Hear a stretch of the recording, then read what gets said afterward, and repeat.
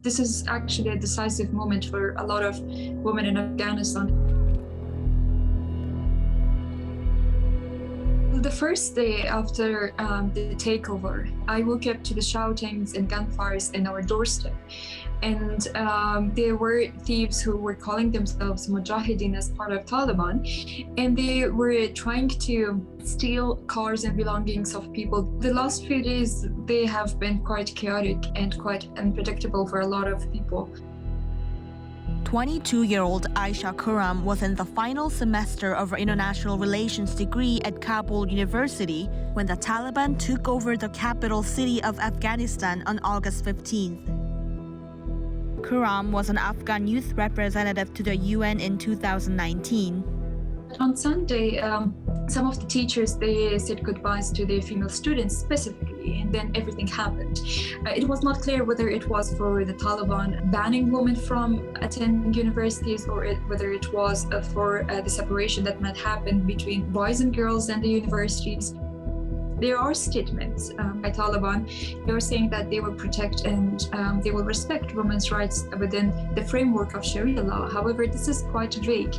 At the moment, there's a lot of uncertainties. I personally do not know whether I would be able to go back to universities. The Taliban is now in full control of the Afghan government. Afghanistan's former President Ashraf Ghani fled the country with his family to the United Arab Emirates.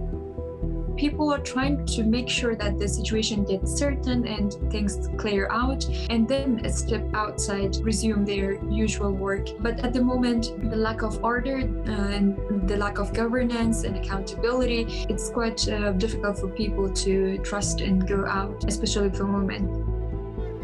Despite the confusion, many Afghans are still continuing to speak out.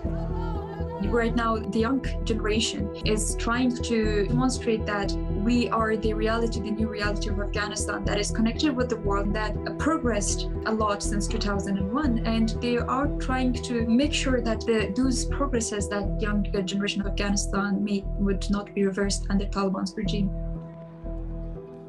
Khurram remains hopeful but vigilant.